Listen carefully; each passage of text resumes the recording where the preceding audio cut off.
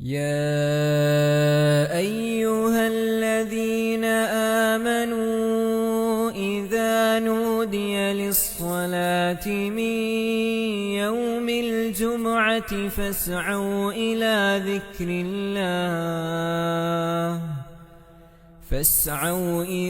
ذكر الله وذروا البيع ذلكم خير لكم إن كنتم تعلمون.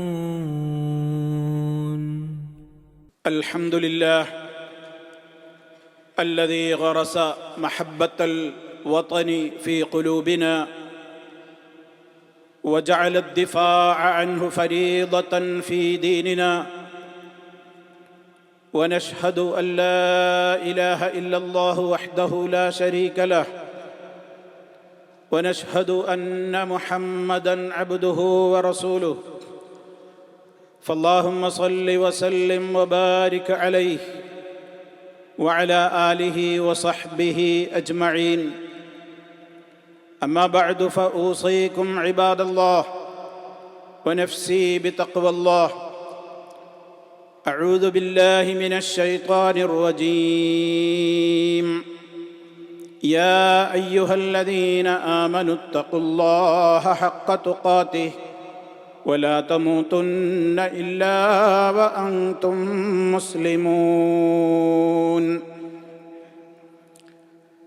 സ്നേഹമുള്ള സത്യവിശ്വാസികളെ, സഹോദരങ്ങളെ, അല്ലാഹു സുബ്ഹാനഹു വ തആലയുടെ വിധിവിലക്കുകളും നിയമ നിർദ്ദേശങ്ങളും ജീവിതത്തിൽ ഉടനീളം കാത്തു സൂക്ഷിച്ചുകൊണ്ട് തഖ്വയുള്ളവരായി ജീവിക്കുവാൻ പരമാവധി പരിശ്രമിക്കണേ എന്ന് എന്നെയും നിങ്ങൾ ഓരോരുത്തരെയും ഗൗരവപൂർവം ഉപദേശിക്കുകയാണ്, ഉണർത്തുകയാണ്. തഖ്വയുള്ളവരിൽ ചേർത്ത് റഹ്മാനായ റബ്ബ് നമ്മെ എല്ലാവരെയും അനുഗ്രഹിക്കുമാറാകട്ടെ. സഹോദരങ്ങളെ, നാം ഏവരും ജനിച്ച നാട്, മാതൃരാജ്യം അല്ലെങ്കിൽ പിറന്ന നാട്, ഇതൊക്കെ നമ്മുടെ എല്ലാവരുടെയും മനസ്സുകളിൽ ഒരു പിടി നല്ല ഓർമ്മകൾ നിലനിർത്തുന്ന പ്രധാനപ്പെട്ട കാര്യമാണ്. നമ്മൾ ജനിച്ച് നമ്മുടെ ശൈശവകാലം പിന്നിട്ട, അതേപോലെ തന്നെ പ്രാഥമിക വിദ്യാഭ്യാസത്തിനായി നമ്മൾ കുട്ടികളായിരിക്കെ കൂട്ടുകാരോടൊത്ത് കലാലയങ്ങളിലേക്ക് പോയ ഓർമ്മകൾ, കൂട്ടുകുടുംബങ്ങൾ, ബന്ധുമിത്രാദികൾ, ഒരുപാട് സ്നേഹിതന്മാർ, ചങ്ങാതിമാർ, കൂട്ടുകാർ, പൂർവികരായ നമ്മുടെ ബാപ്പ ഉപ്പാപ്പമാർ കഴിഞ്ഞ നാട് തുടങ്ങി ഒട്ടേറെ നല്ല നല്ല ഓർമ്മകൾ നമ്മുടെ സ്വന്തം നാടിനെ സംബന്ധിച്ച് നമ്മുടെ മനസ്സുകളിൽ സ്വാഭാവികമാണ്. അതുകൊണ്ട് തന്നെ എവിടെ പോയാലും പിറന്ന നാട്ടിലേക്ക് പോകുമ്പോൾ മനസ്സിന് വല്ലാത്തൊരാശ്വാസവും സന്തോഷവും പഴയകാല ഓർമ്മകൾ, നടന്ന ഇടങ്ങൾ പോയി കാണലുമൊക്കെ നമ്മുടെ പതിവ് രീതികളുമാണ്. താൻ പറഞ്ഞു വരുന്നത്, ഒരു മനുഷ്യനെ അവൻ നിവസിക്കുന്ന രാജ്യവുമായിട്ട് അഭേദ്യമായ ഒരു ഹൃദയബന്ധം എന്നുള്ളത് പ്രകൃതിപരമായി തന്നെ ഉള്ളതാണ്. അതുകൊണ്ട് തന്നെ അതിനോടുള്ള ഒരു സ്നേഹം, അവിടം വിട്ട് പോകേണ്ടി വരിക, അല്ലെങ്കിൽ ആ രാജ്യത്ത് നിന്ന് പുറത്താക്കുമെന്ന് ആരെങ്കിലും പറയുക, അതൊക്കെ നമുക്ക് അസഹനീയമാണ്. പരിശുദ്ധ ഖുർആൻ തന്നെ പറഞ്ഞ ഒരു കാര്യമുണ്ട്, മനുഷ്യർക്ക് കൽപ്പിക്കപ്പെട്ടാൽ ചെയ്യാൻ പ്രയാസം തോന്നുന്ന പല കാര്യങ്ങളുണ്ട്. അതിലേക്കുള്ളൊരു സൂചന അല്ലാഹു തആല പറയാണ്, വലൗ അന്നാ കതബ്നാ അലൈഹിം അൻ ഖുതുലു അൻഫുസകും അവ ഖുറുജു മിൻ ദിയാരികും മാ ഫഅലൂഹു ഇല്ലാ ഖലീലൻ മിൻഹും. അവരോട് നാം അവർക്കൊരു നിയമമാക്കിയിരുന്നുവെങ്കിൽ, മനുഷ്യർക്ക് അള്ളാഹു നിയമമാക്കി നിശ്ചയിച്ചിരുന്നുവെങ്കിൽ, കടുത്ത നിയമങ്ങൾ അള്ളാഹു വെച്ചിരുന്നുവെങ്കിൽ, ഉദാഹരണം പറയാണ്, എന്തൊക്കെ? നിങ്ങളൊക്കെ പരസ്പരം, നിങ്ങൾ ഒന്നുകിൽ ആത്മഹത്യ ചെയ്യണം, അല്ലെങ്കിൽ നിങ്ങൾ പരസ്പരം വെട്ടിക്കൊല്ലണം. അങ്ങനെ ഒരു നിയമം വെച്ചിരുന്നുവെങ്കിൽ എങ്കിലേ എൻ്റെ പുണ്യം നേടാനാകൂ എന്നോ, അതല്ലെങ്കിൽ അവ ഖുറുജു മിൻ ദിയാരിക്കും, നിങ്ങളുടെ പിറന്ന നാട് വിട്ട് നിങ്ങൾ പോകണം എന്നോ മറ്റോ വല്ല നിയമങ്ങൾ നാം നിശ്ചയിച്ചിരുന്നുവെങ്കിൽ, അള്ളാഹു പറയാണ്, മനുഷ്യന്റെ പ്രകൃതി എന്താണ്? മാ ഫഅലൂഹു ഇല്ലാ ഖലീലും മിൻഹും. വളരെ കുറഞ്ഞ ആളുകൾക്കല്ലാതെ അത് പ്രവൃത്തിപരത്തിൽ കൊണ്ടുവരാനാവില്ല. മനസ്സ് പൊരുത്തപ്പെടൂല. അവനവനെ കൊല്ലണതിന് സമാനാണ് പിറന്ന നാട്ടിൽ നിന്ന് പോണെന്ന് പറയുന്നത്. അതാർക്കും അത്ര ഇഷ്ടപ്പെടൂല എന്നുള്ളത് പ്രകൃതി സഹജമായ ഒരു കാര്യമാണ്. അതിലേക്കുള്ള സൂചനയാണ് ഞാൻ നിങ്ങളെ കേൾപ്പിച്ച സൂറത്തുൻ നിസായിലെ 66-ാമത്തെ ഈ സൂക്തം. അതാണ് നമുക്ക് പഠിപ്പിച്ചു തരുന്നത്.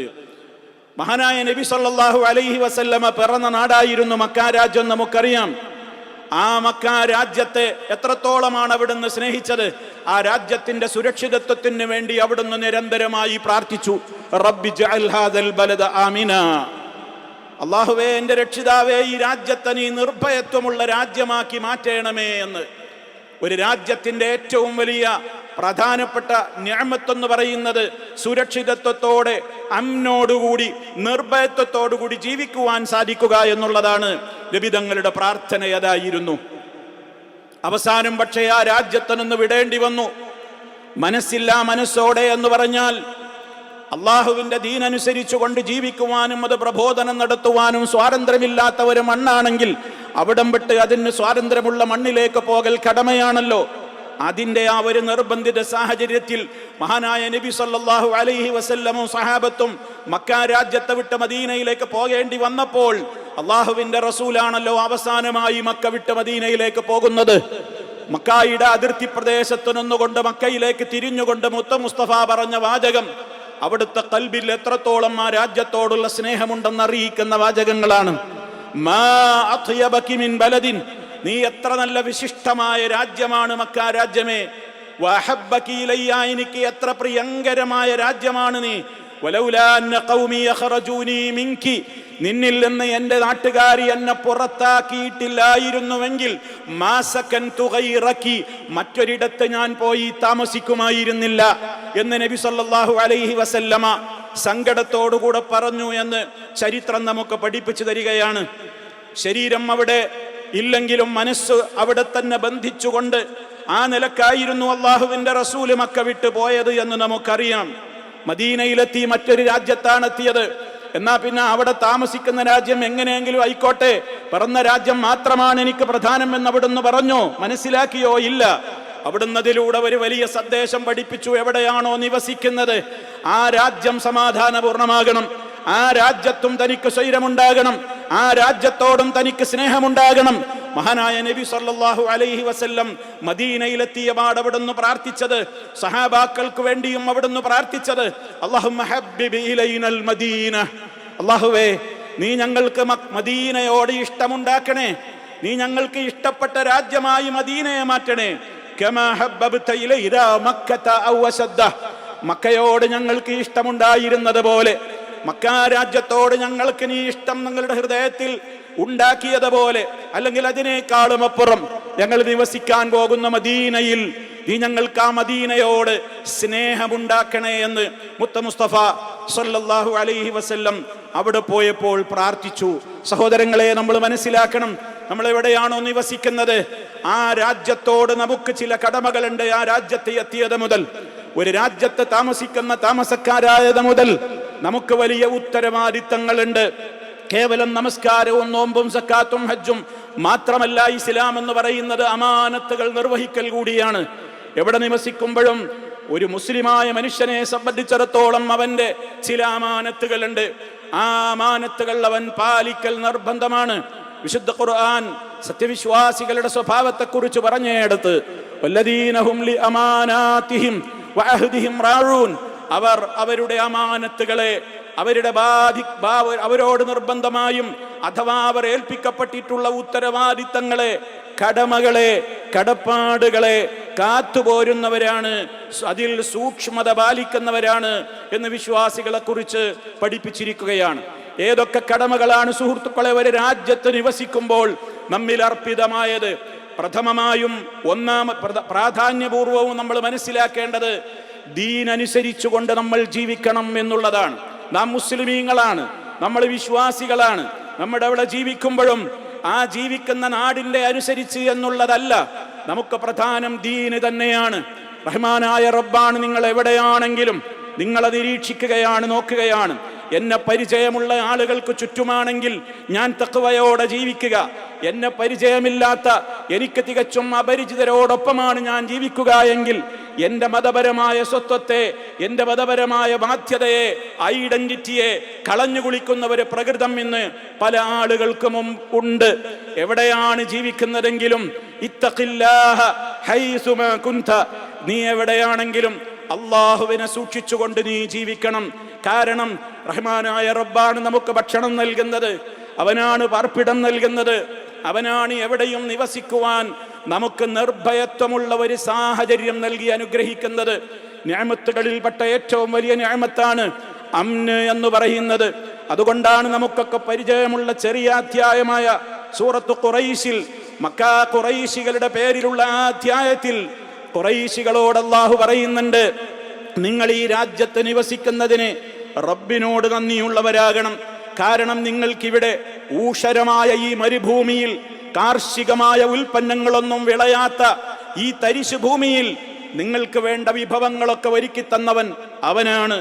നിർഭയത്വത്തോടുകൂടി ഏത് രാജ്യത്തേക്കും പോകുമ്പോഴും നിങ്ങൾക്ക് സമാധാനത്തോടുകൂടെ ജീവിക്കുവാൻ വേണ്ട ഇടം ഇവിടെ ഒരുക്കി തന്നത് അവനാണ് എന്ന് പറഞ്ഞുകൊണ്ട് അല്ലാഹു ആ നിഅമത്തിനെ അവരോട് ഓർമ്മപ്പെടുത്തിയെടുത്ത് റബ്ബ് പറഞ്ഞ ദൗത്യമാണ് ഫൽയഅ്ബുദു റബ്ബ ഹാദൽ ബൈത്ത് അല്ലദീ അത്അമഹും മിൻ ജൂഅ് വആമനഹും മിൻ ഖൗഫ്.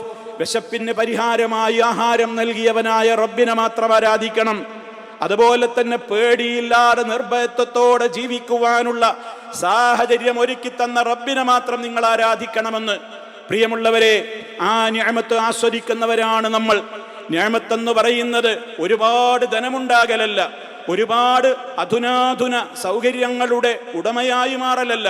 മുത്ത മുസ്തഫ പഠിപ്പിച്ചു തന്നിട്ടുണ്ട്, ആരെങ്കിലും താൻ താമസിക്കുന്ന ഇടത്ത് തനിക്കും തൻ്റെ കുടുംബത്തിനും നിർഭയത്വത്തോടുകൂടെ ജീവിക്കുവാൻ കഴിയുന്നുണ്ടെങ്കിൽ, മുആഫൻ ഫീ ജസദിഹി, ആരോഗ്യത്തിന് തകരാറൊന്നുമില്ല, രോഗങ്ങളൊന്നുമില്ലാതെ ഒരാൾക്ക് ഒരു ദിവസം കഴിഞ്ഞുകൂടാൻ കഴിയുന്നുണ്ടെങ്കിൽ, ഇൻദഹു ഖൂതു യൗമിഹി, അന്നന്ന് കഴിയാനുള്ള ഹലാലായ ആഹാര വിഭവങ്ങൾ അവൻ്റെ അടുക്കലുണ്ട്.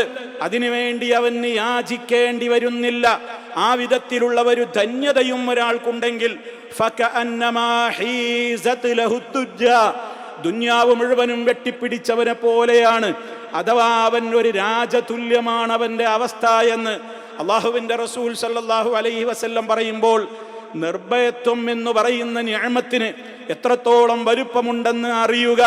നിർഭയത്വമില്ലാത്ത ഒരു രാജ്യത്ത് നിവസിക്കേണ്ടി വരുമ്പോഴാണ് വെടിയൊച്ചകൾക്ക് നടുവിൽ, റോക്കറ്റുകളുടെ ചീറിപ്പായലുകൾക്ക് നടുവിൽ, മിസൈലുകൾക്ക് നടുവിൽ, പൊട്ടിത്തെറികൾക്ക് നടുവിൽ, തീപിടുത്തങ്ങൾക്ക് നടുവിലൊക്കെ ജീവിക്കേണ്ടി വരുന്നവരവസ്ഥ വരുന്നിടത്തുള്ള കാര്യങ്ങൾ ആലോചിക്കുക. അവർക്കെത്രത്തോളം നിസ്സഹായതയാണ്. പുറത്തിറങ്ങാൻ പേടി, ആരാധന നിർവഹിക്കാൻ പേടി, തൻ്റെതായ ജീവിത മാർഗങ്ങളിലേക്ക് പുറപ്പെടാൻ പേടി. ഈ പേടിയൊന്നുമില്ലാതെ നിർഭയത്വത്തോടെ ജീവിക്കുവാൻ കഴിയുന്നു എന്ന നിഅമത്ത് റഹ്മാനായ റബ്ബ് തരുന്ന നിഅമത്താണ്. അതിന് നന്ദിയുള്ളവരാകണം. അതിന് നന്ദിയുള്ളവരാവേണ്ടത് റബ്ബിൻ്റെ കൽപ്പനകൾ അനുസരിച്ച് പ്രഥമമായും പ്രാധാന്യപൂർവ്വവും മനസ്സിലാക്കേണ്ടത് റബ്ബിനെ മാത്രം ആരാധിക്കണം, ശിർക്ക് ചെയ്യാതെ. അതുപോലെ തന്നെ മുത്ത മുസ്തഫ പഠിപ്പിച്ച ആ യഥാർത്ഥമായ സുന്നത്തുകളെ ജീവിതത്തിൽ പകർത്തിക്കൊണ്ട് യഥാർത്ഥ മുസ്ലിമായി ജീവിക്കുക എന്നുള്ളതാണ് ഒന്നാമത്തെ നമ്മുടെ കടമ. രണ്ടാമതായി, ഒരു നാടിനൊരു സദാചാര പാരമ്പര്യങ്ങളുണ്ടാകും. ആ പാരമ്പര്യങ്ങളെ കുത്തിനോവിക്കുന്ന നിലക്കുള്ള ഏതെങ്കിലും അർത്ഥത്തിലുള്ള അശ്ലീലതകൾ, അധർമ്മങ്ങൾ, ലഹരിയുടെ ഉപയോഗങ്ങൾ, കാശുണ്ടാക്കുവാൻ വേണ്ടി അതിൻ്റെ വിൽപ്പനകൾ, അതുമായി ബന്ധപ്പെട്ട രൂപത്തിലുള്ള ഗൂഢമായ പ്രവർത്തനങ്ങൾ, ഒന്നിൻ്റെയും പിന്നാലെ ഒരു മനുഷ്യനും ഒരു വിശ്വാസി വിശിഷ്യ പോകുവാൻ പാടില്ല. മൂന്നാമത്തെ കടമ, ഓരോ രാജ്യത്തിനും ഓരോ നിയമങ്ങളുണ്ടാകും. ആ നിയമങ്ങൾ പാലിക്കൽ നമ്മുടെ കടമയാണ്. റഹ്മാനായ റബ്ബ് നിശ്ചയിച്ച നിയമങ്ങൾക്ക് വിപരീതമല്ലാത്ത ഏത് നിയമങ്ങളും പാലിക്കുവാൻ ഒരു രാജ്യത്ത് നിവസിക്കുന്ന മുസ്ലിം ബാധ്യസ്ഥനാണ്. അവിടെ താമസിക്കുവാൻ ചില നിയമങ്ങളുണ്ടാകും. ഒരു രാജ്യത്ത് താമസിക്കുമ്പോൾ കുടിയേറ്റ നിയമങ്ങളുണ്ട്, അതുപോലെ തന്നെ വിസാ ചട്ടങ്ങളുണ്ട്. അത് ലംഘിച്ചുകൊണ്ട് ഒരാൾക്കും ജീവിക്കുവാൻ പാടില്ല. ഒരു രാജ്യത്ത് വാഹനം ഓടിക്കണമെങ്കിൽ അവിടുത്തെ റോഡ് നിയമങ്ങളുണ്ടാകും, അതേപോലെ തന്നെ ട്രാഫിക് നിയമങ്ങളുണ്ടാകും. അത് ലംഘിക്കൽ അവൻ്റെ അത് ലംഘിക്കാതിരിക്കൽ ഇസ്ലാമികമായ കടമയാണ്. ഇടപാടുകൾ, ബിസിനസ്സുകൾ ഒരു രാജ്യത്ത് കച്ചവടം ചെയ്യണമെങ്കിൽ, ബിസിനസ് ചെയ്യണമെങ്കിൽ അതിന് അതിൻ്റെതായ ലോകളുണ്ട്, നിയമങ്ങളുണ്ട്. ആ നിയമങ്ങൾ പാലിച്ചുകൊണ്ടുള്ള ഒരു ഇടപാടുകളും ഒരു രാജ്യനിവാസിക്ക് പാടില്ലാത്തതാണ്. അതേപോലെ തന്നെ തൊഴിൽ നിയമങ്ങൾ ഉണ്ടാകും, ലേബർ നിയമങ്ങൾ ഉണ്ടാകും. ആ നിയമങ്ങളെ ലംഘിച്ചുകൊണ്ട് ഒരു തൊഴിലാളിയെയും കൊണ്ടുവരുവാനോ ഒരു തൊഴിൽ ചട്ടങ്ങളെയും ലംഘിക്കുവാനോ ഒരു നാട്ടിൽ നിവസിക്കുന്ന ഒരു മനുഷ്യനും പാടില്ലാത്തതാണ്. നാലാമതായി, രാജ്യത്തിനെതിരെ ദുഷ്പ്രചരണങ്ങൾ നടത്തിക്കൊണ്ടിരിക്കുന്ന എത്രയോ കുബുദ്ധികൾ ഏത് രാജ്യത്തുമുണ്ടാകും. ഓരോ രാജ്യത്തുമുള്ള ഏതെങ്കിലും വിധത്തിലുള്ള തിന്മകളെ പർവ്വതീകരിച്ച് കാണിക്കുവാനും അവിടെയുള്ള നന്മകളെ തീരെ കാണാതെ സോഷ്യൽ മീഡിയകളിലും ഒളിഞ്ഞിരുന്നുമൊക്കെ ഒരു രാജ്യത്തിന്റെ ആഭ്യന്തര സുരക്ഷിതത്വത്തെ തകർക്കുന്ന വിധത്തിലുള്ള ദുഷ്പ്രചരണങ്ങൾ നടത്തുന്ന ഗൂഢസംഘങ്ങൾ ഉണ്ടാകും. അത്തരത്തിലുള്ള ഒരു പ്രചരണങ്ങളെയും ഷെയർ ചെയ്യുകയോ അതേപോലെ തന്നെ അതിൻ്റെ വക്താക്കളിൽ പെട്ടുപോവുകയോ ചെയ്യാതെ ഏറ്റവും കൂടുതൽ സുരക്ഷാ മാനദണ്ഡങ്ങളെ അനുസരിച്ചുകൊണ്ട് ജീവിക്കുക എന്നുള്ളത് ആ രാജ്യത്തോടുള്ള കടമയാണ്. അഞ്ചാമതായി, സമാധാനം തകർക്കുന്ന വാർത്തകൾ, ഭീതിജനകമായ വാർത്തകളല്ല സമൂഹത്തിന് നൽകേണ്ടത്. എപ്പോഴും ഒരു നാട്ടിൽ സമാധാനത്തിന്റെ വാർത്തകൾക്കാണ് പ്രചരണം നൽകേണ്ടത്. മഹാനായ നബി സല്ലല്ലാഹു അലൈഹി വസല്ലമ മദീനയിൽ താമസിച്ചു കൊണ്ടിരിക്കെ ഒരു രാത്രിയിൽ ഘോരമായ ഒരു ശബ്ദം മദീനയിൽ കേൾക്കുകയാണ്. എല്ലാവരും പേടിച്ചു. മദീന നിവാസികൾ എന്താണ് സംഭവിച്ചതെന്നറിയാതെ എല്ലാവരും പേടിച്ച് വീടുകളിലിരിക്കുകയാണ്. ആ സമയത്ത് കുറെ കഴിഞ്ഞപ്പോൾ എല്ലാവരും കൂടെ എവിടുന്നാണ് ആ ശബ്ദം കേട്ടത് എന്ന് നിജസ്ഥിതി അറിയാൻ വേണ്ടി മദീനയിലേക്ക് ഇറങ്ങുകയാണ്. പക്ഷേ അപ്പോഴേക്കും മുത്ത മുസ്തഫയുണ്ട്, തിരിച്ചു വരുന്നു. അള്ളാഹുവിന്റെ റസൂൽ അപ്പോഴേക്ക് തിരിച്ചു വരികയാണ്. മദീന നിവാസികളോട് വന്നിട്ട് അള്ളാഹുവിന്റെ റസൂല് പറയാണ്, ലം തുറാഴു, പേടിക്കാനൊന്നുമില്ല ട്ടോ, ഞാൻ പോയി നോക്കി, അത് വെറുതെ ഒരു ശബ്ദമുണ്ടായതാണ് എന്ന അർത്ഥത്തിൽ മഹാനായ നബി സല്ലല്ലാഹു അലൈഹി വസല്ലമ അവരെ ആശ്വസിപ്പിക്കുന്ന വചനങ്ങൾ പറഞ്ഞു എന്ന് ചരിത്രം നമുക്ക് രേഖപ്പെടുത്തി തരികയാണ്.